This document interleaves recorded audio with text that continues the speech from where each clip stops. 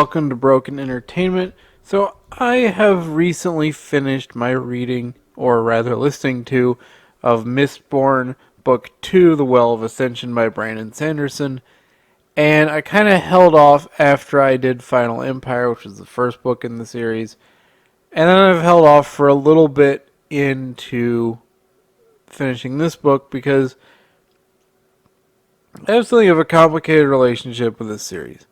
Now, I love Brandon Sanderson's books. I have thoroughly enjoyed the Stormlight Archive. But there are times in Mistborn where I struggle. And there's different reasons for that in each book. Now,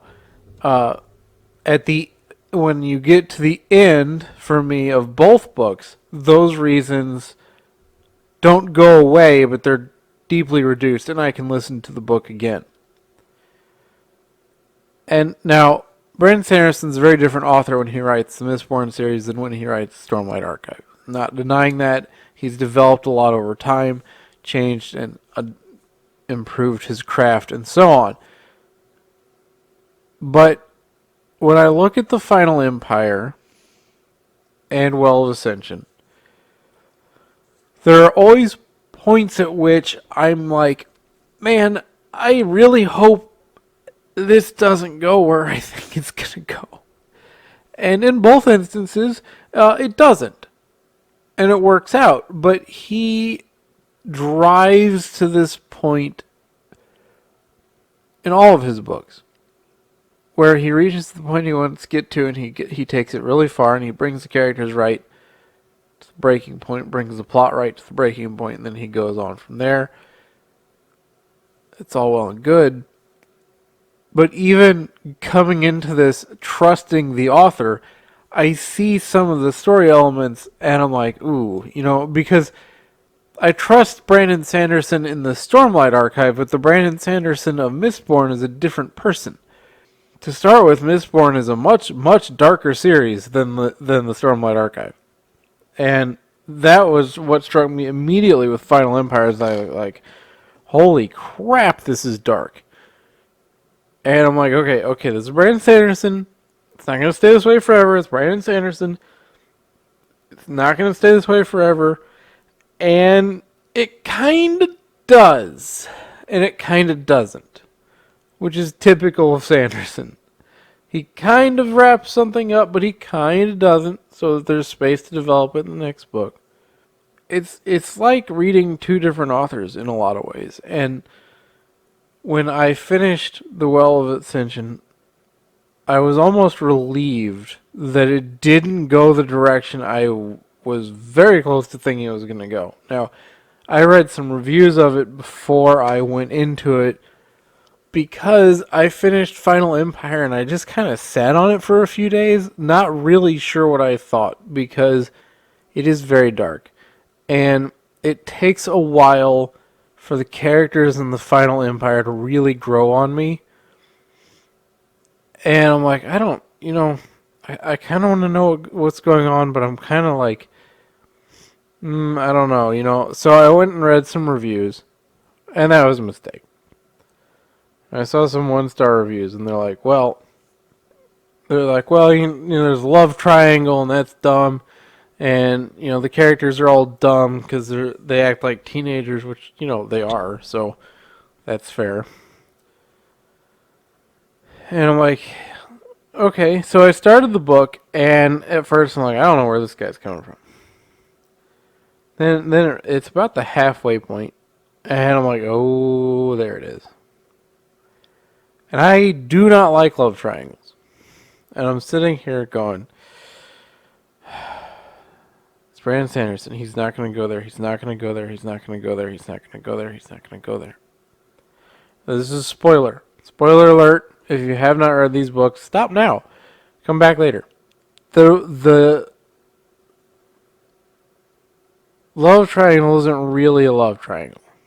It's actually really just one character figuring out who she is, and on the one hand she has her love interest, and on the other hand she has this other guy that comes in, and he understands one aspect of her very well that the other guy doesn't really get, And she's trying to figure out where she fits in this world because she has all this power, but at the same time, she has this low upbringing, and at the same time, she doesn't really fit in with those people anymore because of her power, but she doesn't fit in with the ruling class because of her origins, and, a number of other issues that come up, and she's just like trying to figure out who she is. And you gotta remember, this character is, at this point, like 17 or 18, and has had no parental figures in her life, really.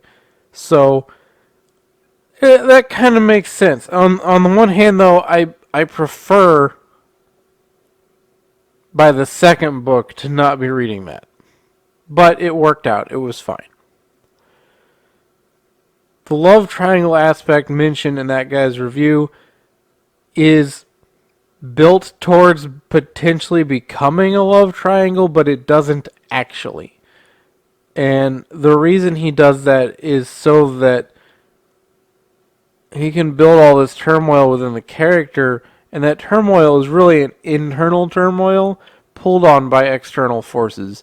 And when she makes her decision, she's able to easily reject that external force because she resolves her internal conflict. And that's all very well written.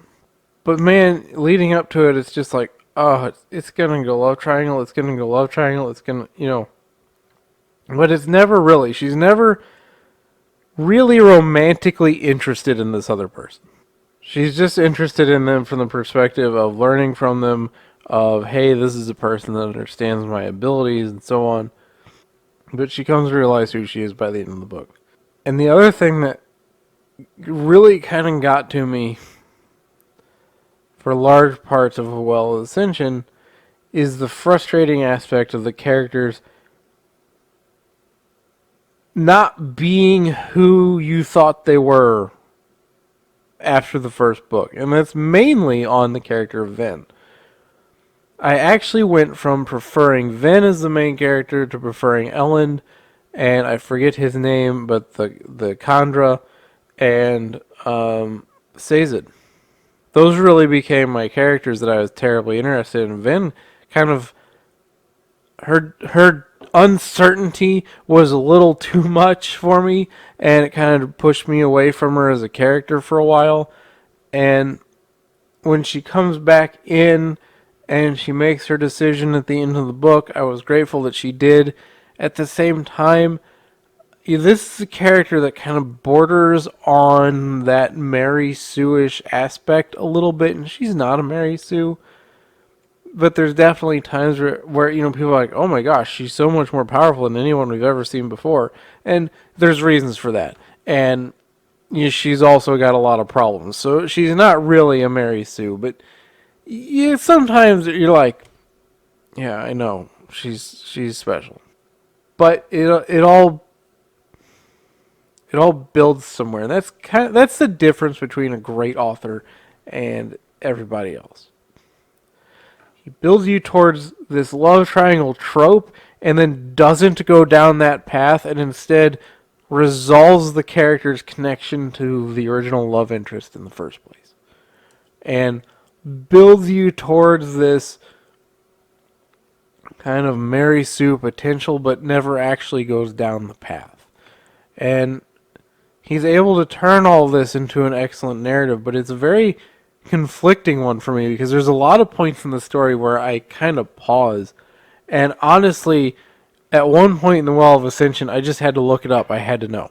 I'm like, does this go where it looks like it's going to go? And that's because I didn't trust younger Brandon Sanderson because I hadn't read enough of his work. Now I do. Now I understand. He's very much a lot like he is now in those regards. Now, the Stormlight Archive, I've never had a moment of just, this is too much, I don't like the way this is going, this looks like it's going to do this. Mistborn I have, and each time I start to feel that way, Brandon Sanderson reminds me of why he's such a great author, and doesn't actually take it to where I'm worried it's going to go. And, the hardest thing for me, I don't like super dark stories, and Mistborn is very, very dark, but there is that element, that Brandon Sanderson element of hope in it, and you just have to get to that point in each book because he likes to bring things way down before he brings them way up. And that's fine. That's good writing. But not everybody does it, so I'm not really used to it yet. I'm still getting used to it with Brandon Sanderson. So let me know what you think of Mistborn as a series, the first series. I haven't gone into the Hero of Ages yet. That is on my list. It is not immediate on my list, but it is coming up. Howling Dark is actually next from Christopher Rocchio. Let me know what you think if you're a fan of Mistborn. If you had any struggle points like I was talking about, let me know what you think of the characters in general. You know, even at the end of the Well of Ascension, I've become a Sazed and Elend fan more than a Vin fan. But let me know where you are on this, if you've even heard of this before. If you liked the video, please hit the like button. If you're not subscribed, please consider subscribing. Hit the bell for notifications, and I will see you next time.